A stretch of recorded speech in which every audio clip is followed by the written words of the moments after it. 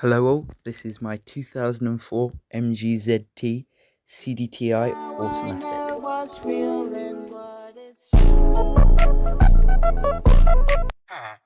I know what's real, what's fake.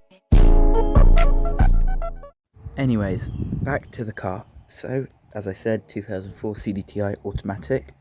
I bought this car in December 2024 for £1,500. I didn't really have a reason to buy it, I just liked the colour. The colour, of course, being Goodwood green, quite a rare colour, and in the on a cloudy day like this, it's a bluey colour, but I'll put in a picture now of what it looks like on a sunny day. So, as you can see, it's a lot nicer. But anyway, onto the engine. So, as I said, it's a CDTI, so it's got 135 brake horsepower instead of 113, and it's got that weird little silver thing on the pipe, thermostat, I don't know.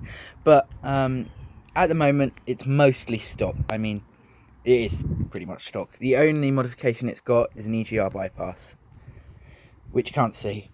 So, yeah. I mean, I wouldn't really count the back box as a... Well, actually, yeah. The back box, that's the second mod. But the engine bay is in pretty good nick in here. You know, missing the battery cover, but the battery cover's in the boot. So, it's not really missing it. It's just not on. But, yeah. Apart from that, the engine bay is quite nice. Could do with a clean, of course, but other than that, it's pretty good in here. Now, something I really like about this car is it's got like pressurized struts for the bonnet, so the bonnet opens up like this. So because there's nothing to hold the bonnet open, it's a lot more stable. You don't have to worry about the bonnet crushing you when you're under there. So that's a mod I recommend on all MG Rovers. So coming to the back of the car, it's quite nice back here. You can see the stock back box there, the aftermarket back box. Hang on, let's show you the stock back box. As you can see, it wasn't very nice, like at all. So now that's gone, it just looks so much better back there, and it just really improves the sporty look of the back. Now I had to replace the badges not long ago because the stock one came flying off of the motorway. I also coloured in all of this mesh as it was all like orange and crusty, so I painted all that black with just a Sharpie. Took me quite a while, but it was definitely worth it. It looks so much better. I mean, it's one of them little things that just really changes the look of the car. So I'm glad I did that. Now then, going on to the interior, obviously being the MG, it's a bit sportier in here. That's not a stain, that's just wet. But yeah, it's pretty nice in here. Original floor mats as well. So getting into the car, so you get to enjoy this lovely interior. You've got this lovely, there's no cracks or anything in that bit of trim. And yeah, if we just turn the ignition on quickly. Sorry, steering lock. Anyway, yeah. Shows we've got 155,000 miles. So, not too high mileage for this diesel. This traffic master thing. I have no clue what it means. If you know, please comment, because I've got no clue. So yeah, you got the mileage. And then you've got this nice radio. It's got calls, Bluetooth, so I can play music and stuff. It came with this and the original unit, but I kept this because it's pretty good. It's got no sat nav though. That's the only thing I dislike about it. Then the automatic knob and of course sports mode and snow mode. Everything in here is pretty good apart from this gear knob. There's a bit of, it's not really perfectly lined up, but I can live with that. You got all the chrome on the door handles, driver, passenger, back rear there, and that one there. So yeah, it's pretty nice. It's not missing anything at all. The air conditioning, that does work, and quite well. Actually, that's a lie, it doesn't work the best, but it does work and it is there, so I can enjoy that. So yeah, it's pretty nice. Now then, there's a few things that I want to do to this car. I mean, the back looks pretty nice, but the wheels at the back, I think they definitely need some spacers. So yeah, I think that's on my to-do list. Probably gonna order them on payday. So yeah, and that should improve the aggressive look. Now then, obviously it is an MG of the 2000s, so the headliner is sagging and quite badly. Like, I need to staple this up soon before it starts ripping in places. So yeah, that's not fun, but all of them do that. But anyway, on to some more bad issues. Sill on the driver's side is starting to go a bit bad. I'm gonna do some rust prevention on this probably next week before it gets any worse. Still got the jacking point, it's a good though. It's just getting a bit not very pretty. So I gotta sort that out soon. If we go onto the other side now, it's a lot better. So as you can see, it's just that tiny little bit of surface rust there. And these are original sills, they haven't been welded or anything, so they're in good condition. Do have a bit of rust on that door though, which is really annoying. I don't think it's got, yeah, no more on there, but it's just got that bit of rust that I need to get sorted before the door is ruined. But yeah, not too bad.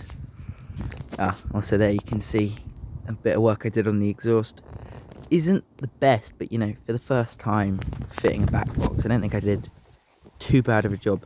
Speak of the back box, I'm going to put a sound clip in now.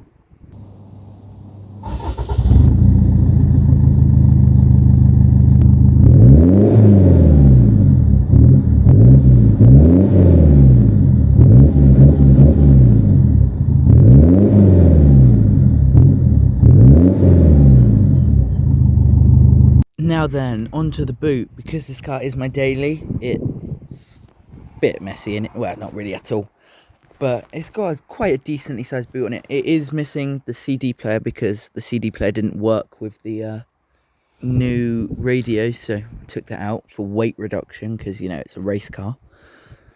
Yeah, it's got a decently big boot. You can fit quite a lot of stuff in here. So yeah, I'm quite happy with it. And the rear seats fold down, which I will show now. Obviously bucket seats, well, not really buckety, but sporty seats. Anyway, you got that little thing there. Get your fingers in that, put it down, go over to the other side, same thing, it's in there, open, bit hard. I have never opened this before in this. Ooh. So it's a bit mucky under there. And the front seats are too far forward to go all the way down, but you get the idea. Of, you know, if I needed to put anything long in there, I could easily sort it out. And then you've got quite a big boot. So yeah, it's quite good. Oh, if you have a Rover earlier than 2000, I don't think it's got this. Another little bad bit is it's got a bit of rust coming up on this, I don't even know what to call that, but I need to sort that out before it gets any worse, because I've seen these go really bad and they just look so bad. But at the moment it's not too bad, but I'll get that sorted soon. Another cool thing about these MGs, it's not got a keyhole in the back, so you have to open it from the interior. No, you don't. If you hold the unlock button for a couple seconds, it opens, which is really useful, surprisingly. So yeah, I've seen some people put thingies so it actually opens all the way by itself, but I don't even know how I'd go about doing that. If you know, please comment, because I want to do that. Another cool thing it's got is it's got power fold mirrors that work on both sides. So click this little button and mirrors. So, you know, both work. So that's pretty cool. Yeah, so if you park on the street, you don't have to worry about losing mirrors. Also, it's got this blue light in here. I did that quite easy to match the speedometer. You can't really see it during the day, but at night there's blue lights back there. On to another thing, if you were to turn your car off, leave the lights on, open the door, it gets angry with you and it doesn't like that, so turn the lights off because that sound is quite annoying.